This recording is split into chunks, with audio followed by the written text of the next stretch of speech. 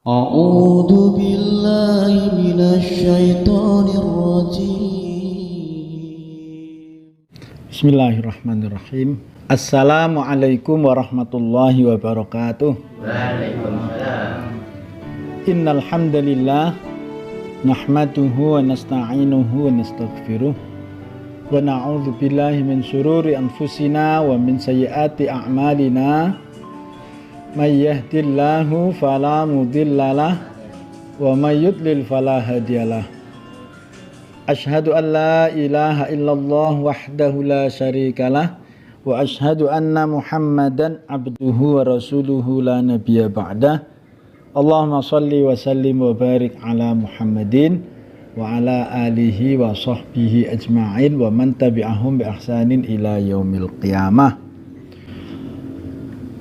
Qala Allah Ta'ala fi kitabil karim, A'udzu billahi minasy syaithanir rajim.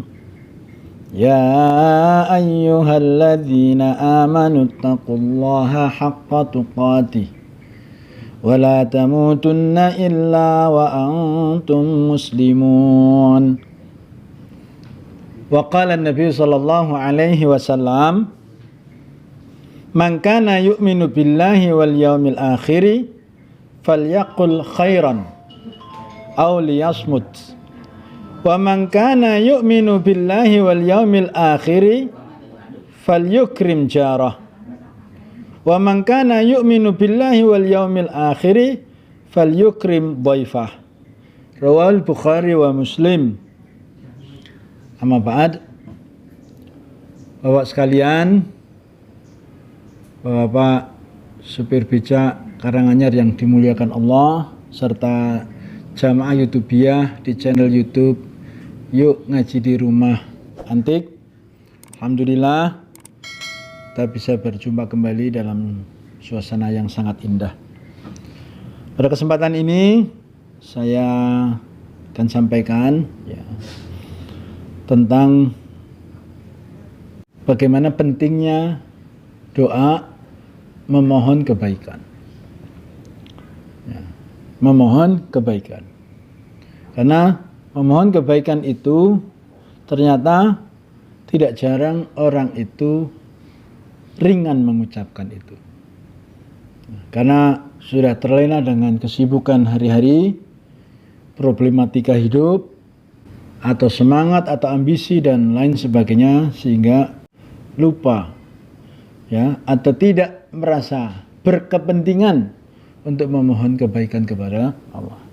Ternyata kuncinya dari segala sesuatu itu, kebaikan itu dari doa. Bahkan mungkin kalau di persentase mungkin 99%. Sedangkan kita sendiri cuma 1% saja. Itu pun atas izin Allah. Itu pun atas izin Allah. Jamaah sekalian yang dimuliakan Allah, dalam sebuah hadis yang diriwayatkan oleh Abu Bakar bin Abi Syaibah, beliau menceritakan bahwasanya Rasulullah sallallahu alaihi wasallam beliau berkata bahwa Rasulullah sallallahu alaihi wasallam bersabda, "Idza shalla subha hina yusallim, Allahumma inni as'aluka ilman nafi'an wa rizqan tayyiban wa amalan mutaqabbala." Dalam hadis ini diceritakan bahwasanya apabila Rasulullah SAW setelah selesai sholat subuh, setiap selesai sholat subuh, idza shalat subha hina yusallim, sampai selesai salam sholat subuh, beliau selalu memanjatkan doa 3. Ada 3 doa. 1, Allahumma inni as'aluka ilman nafi'an, yang diminta Rasulullah. Lalu Rasulullah itu ibaratnya hampir-hampir beliau itu tidak perlu berdoa, itu sudah dijamin surga, dijamin rizki, dan dijamin segala-galanya. Manusia terbaik, tersuci di dunia, dan menjadi pemimpin, bahkan imamnya para nabi ketika beliau Mi'raj, Isra Mi'raj itu. Itu saja tidak pernah meninggalkan doa kepada Allah. Beliau senantiasa berdoa, bahkan doa beliau banyak macam-macam. Ya, tinggal kita pilih mana yang mampu kita jalani. Dan beliau menunjukkan semua itu. Nah, diantaranya doa pada subuh. Yaitu apa yang beliau minta? Minta ilmu yang bermanfaat. Allahumma inni as'aluka ilman nafi'an. Ilmu yang bermanfaat itu kunci, Pak. Kunci dari kehidupan dunia menuju akhirat adalah ilmu. Rasulullah bersabda, kalau engkau ingin menggapai akhirat, dengan ilmu. Jika engkau ingin menggapai dunia, dengan ilmu. Tapi jika engkau ingin menggapai dua-duanya, dunia dan akhirat, maka dengan ilmu. Kita perhatikan bagaimana apa yang Allah berikan ketika manusia pertama selesai diciptakan, Nabi Adam alaihissalam. Jadi setelah Nabi Adam itu selesai Allah ciptakan, apa yang Allah berikan pertama kepada Nabi Adam, Bapak sekalian? Allah berikan pertama kepada Nabi Adam ilmu. Wa 'allama Adamal asma'a kullaha tsumma aradahum. Soal rezeki Allah sudah beri jatah, Pak. Allah sudah beri jatah soal rezeki itu. Bahkan orang sakit pun, ya, Allah beri rezeki. Anak yang masih 3 tahun Allah beri rezeki. Dia tidak perlu harus mencari rezeki. Bahkan istri di rumah pun yang memiliki tugas mencari rezeki adalah kita sebagai laki-laki. Ya, itu pun kalau mampu. Ya. Bahkan Ibunda Maryam saja diberi rezeki oleh Allah, hanya tinggal di dalam mihrab, rezekinya tidak lewat manusia tetapi dikirim oleh malaikat. Bahkan ayahnya sendiri, pamannya sendiri tidak mengetahui perkara itu. Ya. Jadi kalau soal rezeki, ya, tentang bekal untuk hidup, mempertahankan kehidupan itu nanti ya. Tapi doa yang pertama yang Rasulullah sampaikan, ilman nafi'an, ilmu yang bermanfaat. Setelah Allah ciptakan Nabi Adam, maka yang Allah berikan pertama kepada Nabi Adam ilmu, Pak. Ilmu. Satu. Nabi terakhir Muhammad SAW, wahyu pertamanya perintahnya suruh Iqra, Pak. Untuk belajar, untuk berilmu. Bahkan di dalam Iqra 5 ayat itu ada 3 kata ilmu. Ya. Alladzi 'allama bil qalam 'allamal insana ma lam ya'lam. Kata alima diulang 3 kali dalam wahyu pertama. Artinya Nabi pertama sampai Nabi terakhir itu pun juga bicara tentang ilmu. Maka dengan ilmu itu, Pak, Allah tidak akan berikan ilmu jika orang itu tidak mencari. Tapi berbeda dengan rizki. Orang tidak mencari, Allah akan beri jatah. Ya, orang sakit bahkan orang gila pun Allah beri rizki. Manusia paling jahat di muka bumi ini saja, Fir'aun, Allah berikan rizki, Pak. Jadi soal rizki itu kita tidak perlu risau. Yang penting bekerja. Ya, cuman masalahnya apa yang kita kerjakan itu halalan thayyiban tidak. Masalahnya di situ. Karena Allah menilai perbuatannya. Jadi pertama soal ilmu. Nah, ternyata soal ilmu ini perkara yang sedikit sekali. Banyak orang yang tidak peduli soal ilmu. Yang diperdulikan adalah soal rizki. Baru kemudian doa Rasulullah yang ketiga, yaitu warizqan thayyiban. Apa yang Rasulullah minta? Inni as'aluka, setelah ilman nafi'an, Rasulullah meminta rizqan thayyiban, rizki yang baik. Kenapa kok tidak meminta rizqan halalan thayyiban? Karena halal sudah dengan sendirinya. Ketika diminta thayyib, nah thayyib itu Allah akan berikan jika kehalalan ini dipenuhi. Allah pasti berikan, Allah jamin rizki kok, Pak. Kalau rezekinya sudah selesai, memang berarti orang itu mati. Kematian seseorang itu memang jatah rezekinya sudah selesai. Ya, tidak lebih. Makanya ketika kita masih diberi kehidupan ini, jangan khawatir soal rezeki. Dan soal rezeki itu Allah lihat apa? Bapak-bapak sekalian jamaah YouTubiah, channel YouTube Yuk Ngaji di Rumah Antik. Bagaimana manusia itu mencari rezeki halalan thayyib. Allah akan lihat.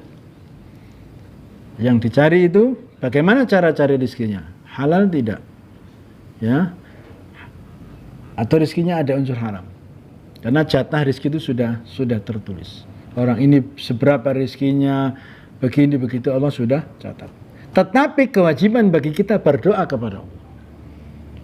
Walaupun tidak berdoa Allah juga beri, ya. Tetapi dengan berdoa itulah Allah bisa merubah takdir. Bahkan Ulama juga mengatakan ad-du'a silahul mu'min. Doa itu senjatanya orang beriman. Doa bisa berubah takdir. Ya. Permintaan Rasulullah yang pertama yang harus kita cermati, satu ilmu, yang kedua rezeki yang halal.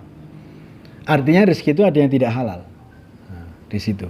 Artinya rezeki itu ada yang tidak halal. Karena itu rizqan halalan ini ada hubungannya dengan kehidupan kita di akhirat kelak.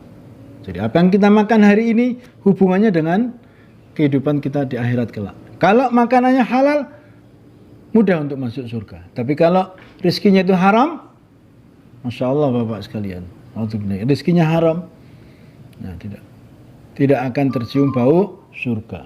Tempatnya sampai neraka. Ya, soal rezeki ini perkara yang sangat penting sekali. Sangat penting sekali, tidak bisa dianggap sepele.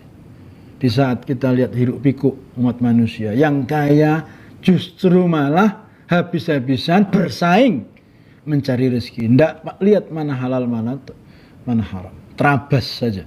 Ya, pikir kiri kadang-kadang orang berpikir begitu. Tapi tidak, kita sebagai orang beriman maka cari rezeki yang halal. Termasuk bapak-bapak, Masya Allah bekerja mencari rezeki. Kalau mungkin berpikir jahat bisa saja bapak-bapak.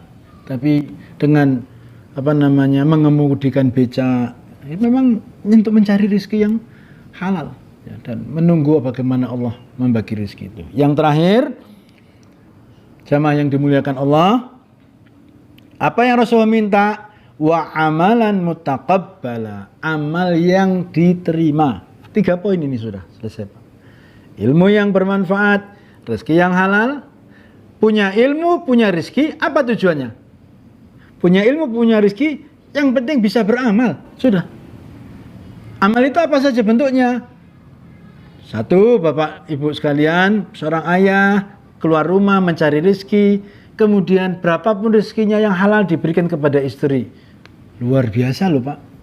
Bahkan orang yang mencari nafkah, jika terjadi musibah di jalan sampai pada kematian, maka apa coba? Kematiannya di saat mencari rezeki, maka Allah masukkan dalam keadaan mati syahid. Apalagi dia mencari rezeki yang halal, dia sabar dengan ketentuan Allah, dia berikan kepada istri dan anaknya, ya, sehingga tumbuh daging, darah dan daging itu rezeki yang halalan thayyiban. Sebagaimana ayahanda Imam Bukhari, Pak. Imam Bukhari itu imam ahli hadis terbesar. Bukunya namanya Sahih Bukhari. Dari segi buku itu kedudukannya di bawah Quran. Imam Bukhari ini ketika lahir seorang yatim, tidak punya bapak. Bapaknya namanya Ismail. Ya, beliau sendiri namanya Imam Bukhari itu namanya Muhammad bin Ismail bin Ibrahim. Seorang ayah Imam Bukhari namanya Imam Ismail. Ketika beliau menjelang wafat, didatangi oleh sahabat-sahabatnya. Sahabat ini bertanya, wahai saudaraku, ya, apa yang hendak kau bawa di hadapan Allah jika engkau nanti dipanggil? Beliau hanya menjawab satu dari sekian jawaban itu. Beliau mengatakan, aku tidak pernah membawa rizki ke dalam rumahku. Jangankan yang haram, yang syubhat saja tidak. Coba. Jangankan yang haram, yang syubhat saja. Semua rizki yang masuk ke rumahku ini semuanya halalan thayyiban. Sehingga biar dimakan oleh istri dan anakku, menjadi sesuatu yang bernilai di dalam ibadah. Oleh karena itu, jamaah sekalian yang dimuliakan Allah, 3 kebaikan ini selain kita minta, marilah kita wujudkan dalam kehidupan nyata. Minta kepada Allah ilmu yang bermanfaat, kemudian rezeki yang halal, dan amal yang bisa diterima oleh Allah. Demikian, semoga bermanfaat. Barakallahu li wa lakum fil Qur'anil azim.